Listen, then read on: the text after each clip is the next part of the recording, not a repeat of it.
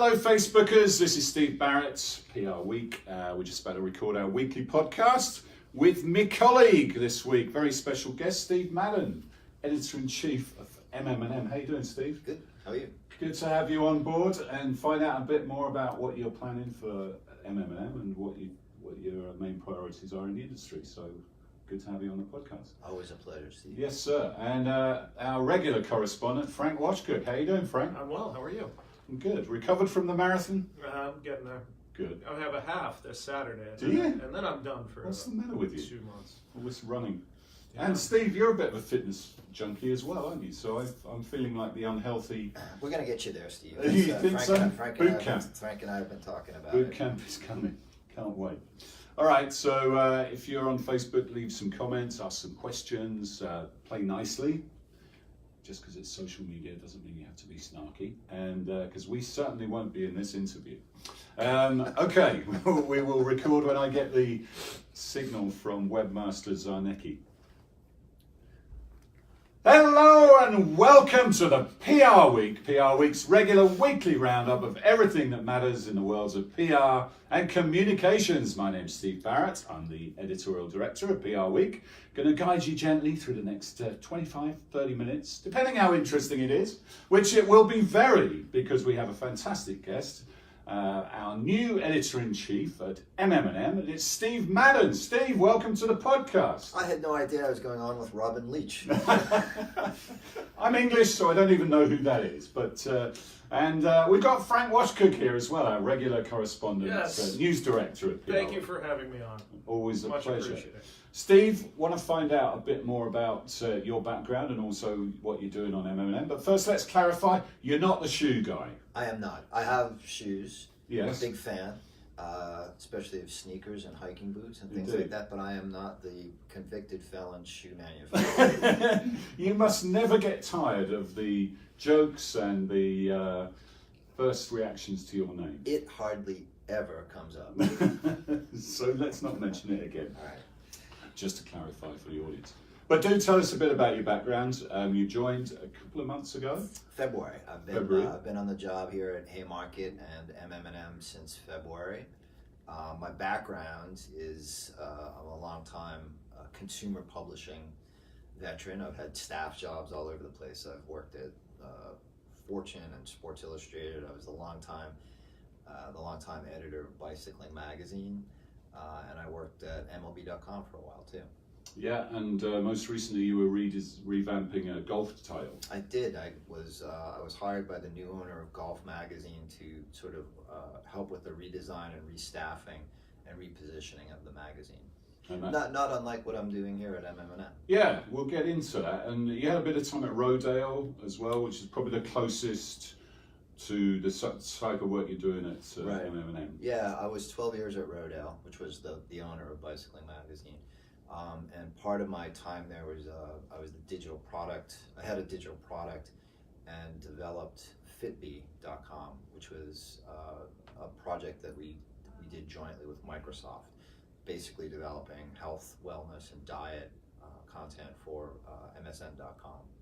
So that's probably the closest experience I have to this. But you know, I think in the recruiting process of which you were a part, and you know, I'll never forget that. It's a little something extra. No worries, my paycheck. friend. No thanks necessary. We picked the best candidate. Thank you. You know, pharma companies are going to great lengths really to recruit people from outside of the pharma world, and even from outside of the agency world to come in and revamp their digital offerings. And I think that thinking was, you know, we need a new pair of eyes, like a fresh view on this, was part of what was going on here, and part of the reason why I'm here. You know, we've got an incredible amount of expertise on staff. It's just, you know, that it's time to take a look at the delivery systems.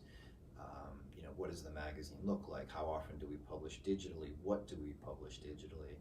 How are we engaging with people? Just you know, bringing in a fresh perspective on it was probably probably the right thing to do. Yeah, I think you're in the lucky position. I think of often in some of your previous projects, and often when a new editor comes in, it's a turnaround project. Whereas I think here you're building from a very strong base with a nice, great product, well regarded brand, great team with Mark Iskowitz, Larry, and Garrett, the web editor, who's behind the dials here.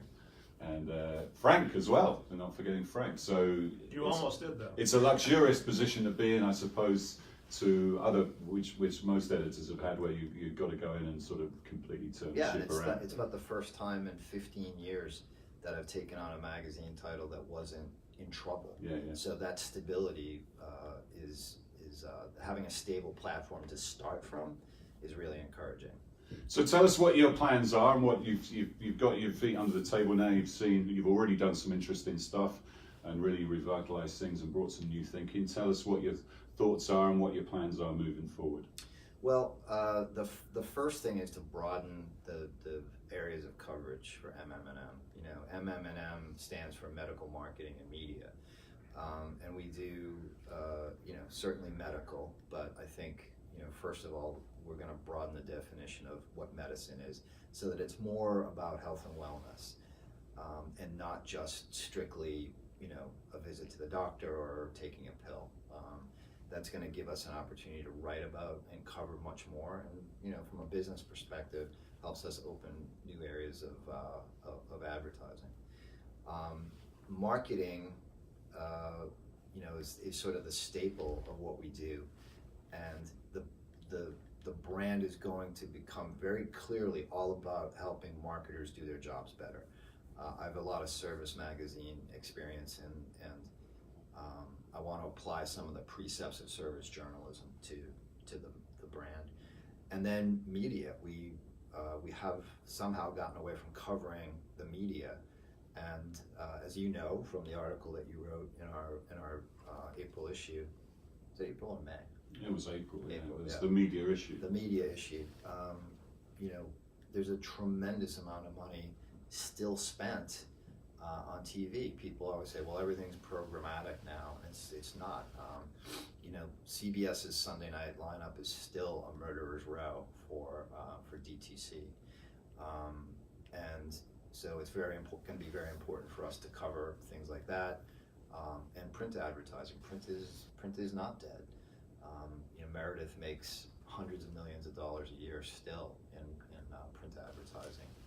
So we need to cover that better. Yeah, for sure. I think TV's over $5 billion annual spend by pharma companies, and it's rising, it's not declining.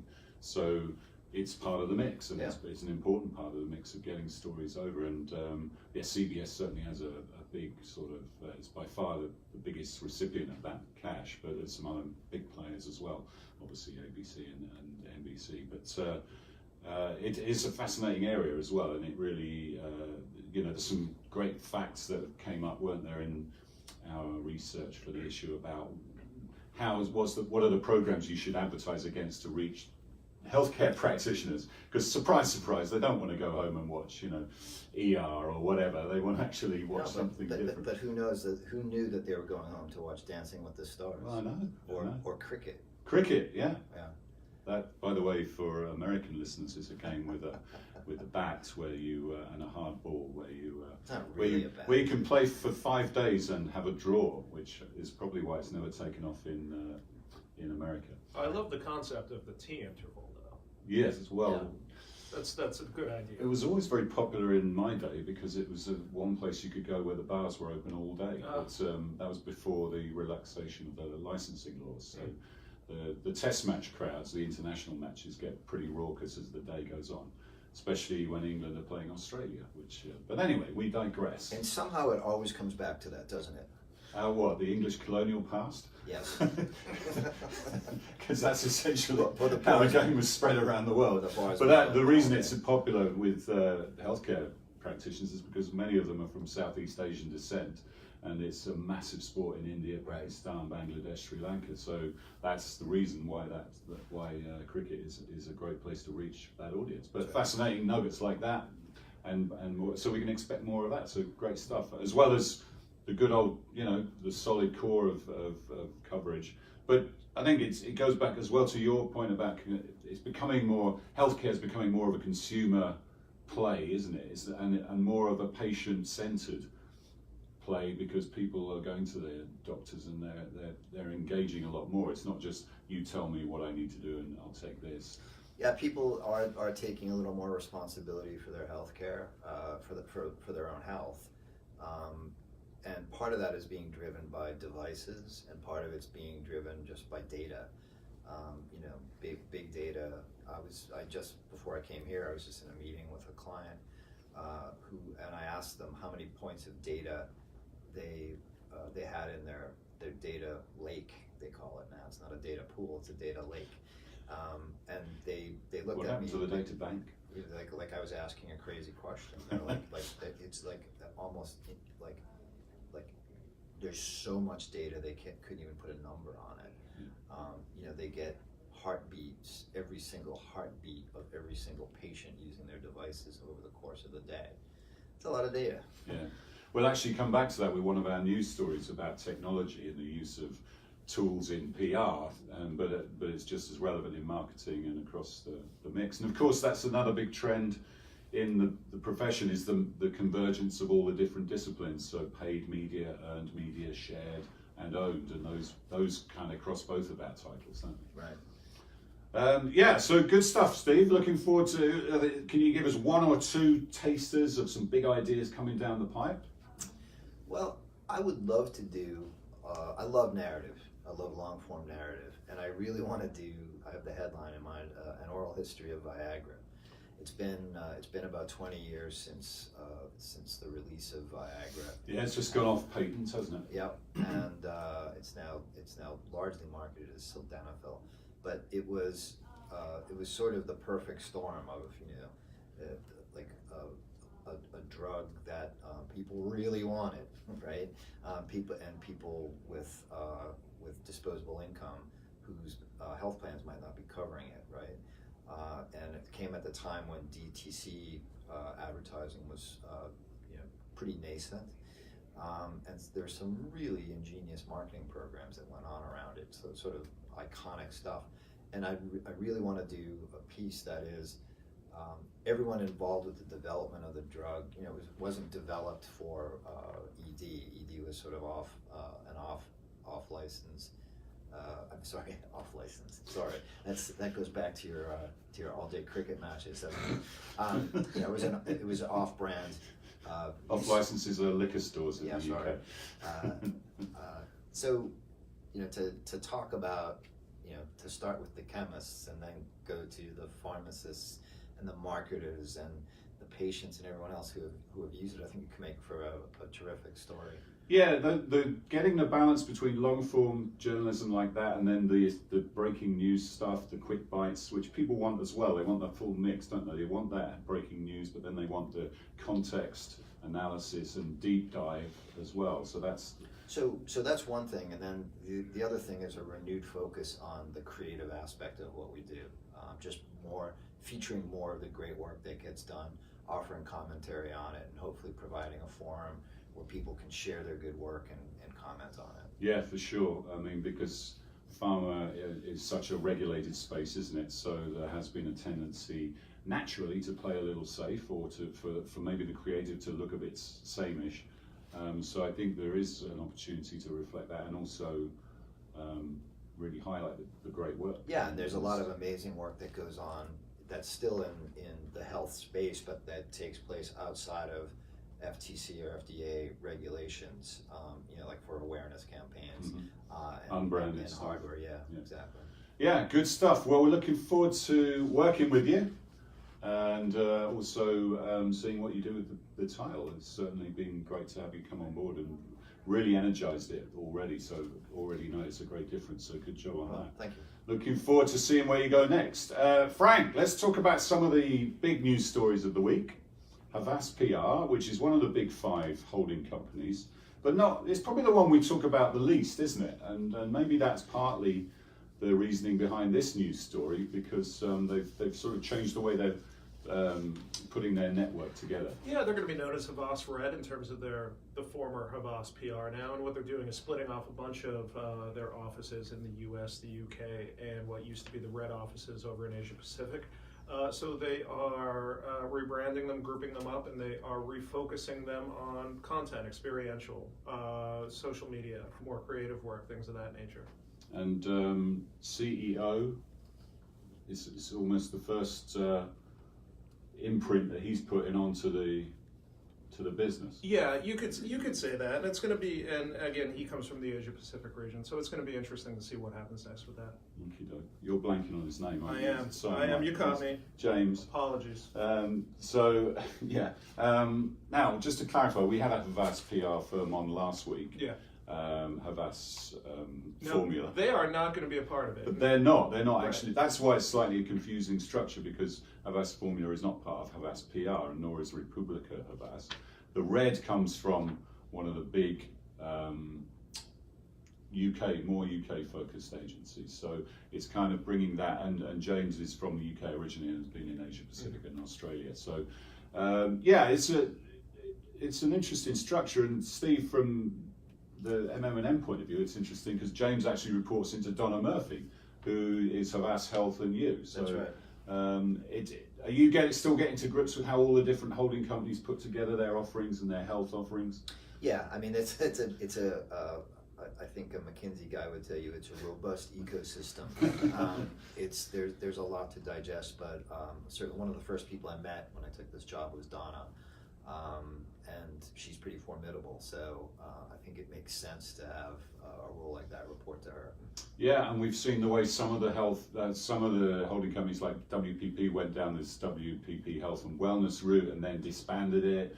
You've got Omnicom with a health unit. So you've got the different horizontal layers and then the vertical layers as well. And of course, within those, from the PRWeek point of view, within those structures, there's a lot of public relations work that goes on as part of those health offerings. So it's all about how each holding company is going to market. But the one common characteristic, I guess, is the integration and the way all the disciplines are merging, Right. and how they handle that.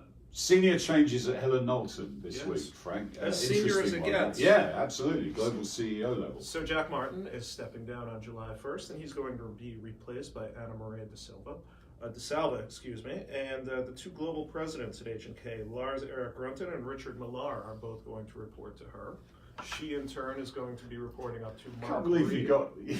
of the two of those names, you got Richard's wrong, Richard Miller, rather than the difficult Norwegian one, Swedish one. I'm clearly fluent in Scandinavian languages. So anyway, she's reporting straight up to Mark Reed, the WPP CEO. And Jack Martin is retiring from Yes. Hill+Knowlton, the long-standing He is. global CEO. And I think we have to note, Jack really moved into one of the top spots in the agency world, which was something of a surprise acquisition of Public Strategies and acquiring former Hill+Knowlton. And it was, it was almost looked at as a reverse deal, where you had this small public affairs firm from Texas coming on in. Yeah, it was an interesting time, and he sort of then took over from Paul Tafe as the global CEO. I mean, it's fair to say that one of Anne-Marie's big tasks will be reviving the US, because H&K has really struggled in this region, and really, especially in New York. Especially in New York, where the office now. I mean, this used to be the biggest PR firm in the world, right? So it was up there with Burson Marsteller as the two of the biggest firms in the world. It wasn't Edelman and Weber always. 25 years ago, these were massive firms, and it's interesting that Richard Miller and Lars Erik were actually having a global role, weren't they? And they were overseeing the US for a little bit, and now they're going to be reporting into Ana Maria. Yeah, that is interesting. Something to keep an eye on. Okay. Yeah, leave it at that. Well, Frank. Congrats to Jack on his retirement, although we should emphasize he's only retiring from H&K, he's not retiring from the industry. Yes. Indeed. Okay. Moving on, let's go to a much less complicated story. Oh no, not really. This PR and ethics, and actually marketing and ethics, it comes up all the time, and it seems to come in phases, doesn't it? Where there'll be an ethical issue, and then there'll be another one and another one. They come in clusters, and that seems to be a week we've had like that. Just talk us through them, Frank. There's Bayer, Delta, Manifest. All very different, by the way. They are all very different. And so if we start with the Bayer one, what happened is they have suspended relationships with their agencies at this point while they look at an issue involving Fleischmann-Hillard, which was working with Monsanto, which was bought by Bayer. And this whole issue took place before that deal happened. So what happened was that documents were leaked from Fleischmann-Hillard that had lists of journalists and other public figures, prominent people, based on their public stances about Monsanto and where they were falling politically and socially along those lines. So with that in mind, that is why they suspended the relationships with the agencies while they look into that. The big catch to this is that that sort of thing is illegal in France, whereas it might not be illegal here. I think we've all probably been mistakenly sent dossiers from PR people at some point, but in France that's not legal. Have you ever seen your journalistic dossier from a PR firm? I have not. No, interesting. I have. Have you? Have you seen yours? I saw one many years ago, yeah. I was sent one by what did it So say? it What did it was say? erudite, suave, charming, always in a good mood, It was sort happy of sort of chap. 007 sort of Yeah, stuff. that's right, the James Bond of the No, business that's journalism you. sector. That's you. What about you, Frank? What did yours Yes, say? I was sent mine by mistake, and there were a lot of effusive apologies about it, and things like that. But it was more social media focused. It was like this tweet. This is what this tweet means. This tweet means he likes this, and it was like, okay. Yeah, I mean, is this related to GDPR in that you could maybe do this in the States? There's two elements, aren't there? There's the data element, and then there's the sort of political angle with you labeling someone with a certain My sense of it political is view. this, that it's more that you cannot collect lists of people based on their political views Right. in that country where it happened. Yeah. So that's why they're hitting the And it's bottom. led to them kind of suspending some agency relationships, hasn't it? Yes, it has. So a very different issue, of course, is Delta, which has been running what is being seen as an anti-union campaign, essentially highlighting how much it costs to pay union dues a year and what you could be doing with that money instead. In this case, buying a video game system, which is one option, right? So we have a classic he said, or she said story here in that a high-level source tells us that FTI Consulting did work on that campaign. FTI says they did not work on that campaign. Yeah, we should explain this all came from a story that was run in the Huffington Post Yes. originally, wasn't it? And the blog sludge.com. Yeah. And really, it's a complicated tale, which don't need to go into all the details, but one of the websites as part of this campaign was on a server which was an FTI server, and it was a lot of other FTI sites and client sites there. So to say they weren't working on it seemed a little curious, to say the least, but that's what they say, and that's what the source says. So we'll leave the reader to sort of draw their own conclusions from that one. And then there was another interesting agency ethics story with Manifest, a UK agency, but they have a US presence, and they won a PRWeek US award. Very funky outfit, does a lot of creative work. But this comes up with agencies a lot. They're claiming their client kind of stole the idea that they pitched them and used it anyway, but didn't give them any credit for it. Yeah, and one thing I thought that was really interesting about this is that they were on social media saying this week that the whole thing's been resolved and they have come to an agreement, and then all's well that ends well. So, I guess they sorted it out in the end. Yeah, and they have done those. There've been stories around that brand. Brewdog is the brewery where they do some of this sort of guerrilla activity, don't they? Right. Where there was it the fake press release last year? That was definitely Brewdog. Yeah. And what it was that in bars in the UK, if you were going to acknowledge you were a Trump supporter, they were going to give you a free beer. And then the folks at Brewdog said, look, we didn't come up with that, the agency did, and we didn't authorize it, and we don't support his views. All right, so we're possibly conflating lots of different issues here, but I suppose the common theme is that a lot of marketing and communications deals with some difficult ethical issues, and it's not always clear where the line is drawn. Right. Steve, if we take it into your world, we've got drug pricing is a massive issue. We've got the whole issue of opioids, and the problems with that drug, vaccines. What's your take on all that, and how are you going to approach that as editor-in-chief of MM&M? It's been really interesting. I was talking earlier about, like, I was brought in because I brought in a fresh pair of eyes, and in 100 days, what I've noticed is that pharma in general seems to be extremely defensive. Overly so, I think. I mean, pharma's in a really tough spot right now. They're Washington's favorite whipping boy. But a lot of the work that pharma does, the vast majority of it, is it improves lives and saves lives. Yeah. And that's a story worth telling. How do you get out of the defensive crouch when you're just getting pounded by every congressman and senator? That's a different story. Because part of the background against it is pricing, right? Which is extremely complex, has no single answer, but Washington doesn't exactly work on nuance, right? And then opioids, which is also a huge problem. Also, not one that's being completely the complexity of the story being completely told. I mean, the most abused opioid is hydrocodone, of which there are 32 different generic manufacturers. So, like, to try and go after any one company or any one physician or any one program, it's really difficult. Yeah, it's complex. They're complex issues, and they're having massive social implications. So. One story I found fascinating in that area is you would always see the Sackler name on things, but you never quite. It's one of those things I never quite put it together until I started covering the space that it was that family, right, from that company. And now you see all of these museums and things like that stripping the name from the Sackler wing or whatever it's called. Front page of the New York Times today is this stuff, is all these institutions dumping the name. And it's a far more nuanced issue than that, but the Sacklers could well end up being the sacrificial goat for all of this.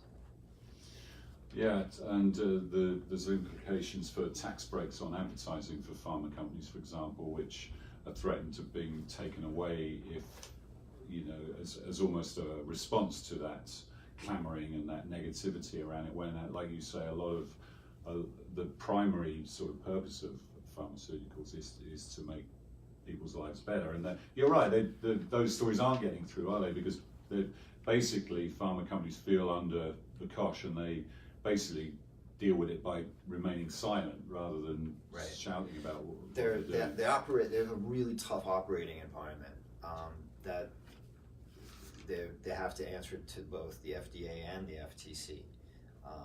So anything they say has to be, any question we ask goes through multiple layers before we can get an answer from them, which doesn't make for a great degree of spontaneity or creativity in addressing issues like this. Yeah, for sure. Just returning to a previous story, the CEO of Havas PR is James Wright, and Frank and myself both had a senior moment there and completely blanked on his name. Is there a drug you can take to sort that out, Steve? There is, and it's legal in several states in America now, and all of Canada. Oh, okay. Thanks for that. Sorry, James. I saw James on Monday, so I'm not quite sure why I blanked on his name. But anyway, let's finish on technology. We ran a story, PRWeek ran a story about the comms tech market now being worth $4.1 billion, which is incredible when you think about it. That is according to a report by Burton Taylor Consulting, my favorite consultancy named after a Hollywood romance. And it's some would say the Hollywood romance, yes. And how many times were they married? At least twice, right? I wonder if there's an Affleck Lopez agency out there somewhere. It's an idea for everybody, right? Anyway, it highlights the growth of Cision, largely by acquisitions and other deals over the past couple of years. It highlights the growth of West Corporation acquiring NASDAQ's PR Solutions business. And, it also notes that a lot of these smaller tech firms are not rolling over for Cision. They're growing as well.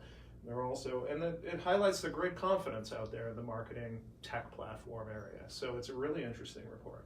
It is, and I think one of the issues or challenges for marketers and communicators is working out which tech to use. Yeah. And also it means that you have to have different skills, because you've got, as a marketer, you wouldn't necessarily, or a communicator, the tech side of it didn't necessarily come naturally. So having good relationships with the CTOs in your organization and other partners is really crucial, and knowing how to evaluate different types of software and different products and tools. So it's a big issue for all our titles, isn't it, Steve? And I'm sure it's something that MM&M is covering and will cover more in the future. Yeah, the marketing stack in the tech stack are connected, right?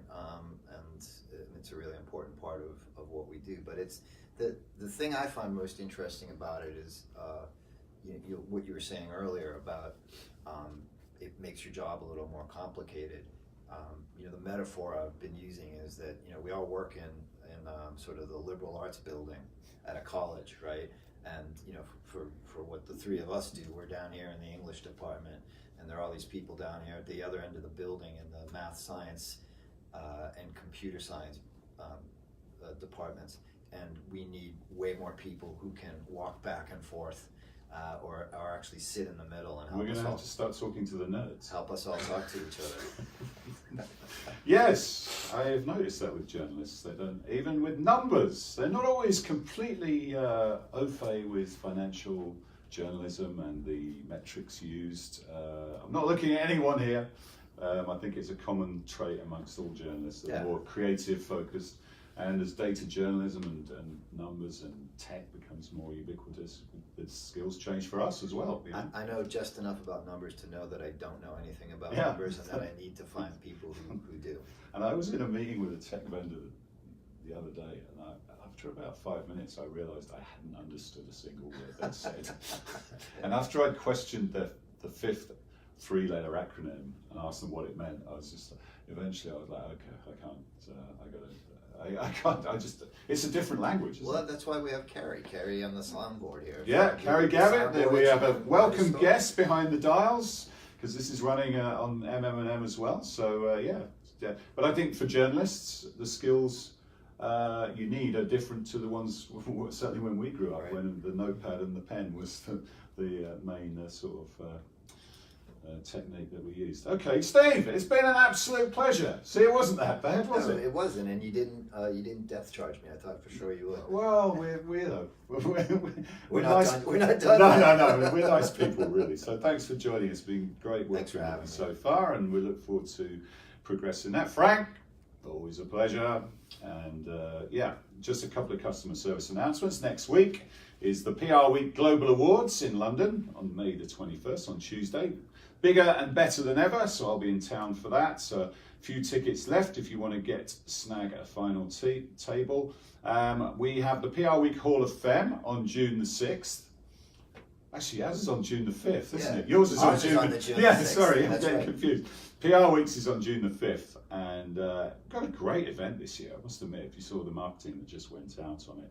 Country and Cauliflower might be one way of describing it, because one of the guests is country singer Jennifer Nettles, and we also have Gail Becker from who used to be at Edelman and went off to form a startup, Cauliflower Vegevolutionary Foods, and has grown it in the space of 2 years into a $50 million plus enterprise, and it's just going great guns. So and that's just a part of it, so look out for that. And we also have the PRWeek conference in Chicago on October the 17th. It's called PR Decoded Purpose Principles. It's going to be around the theme of purpose, absolutely crucial to much of communications these days. So do check all those out and snag yourself a ticket for those. But that's all we've got time for this week. We'll see you next time on the PR Week.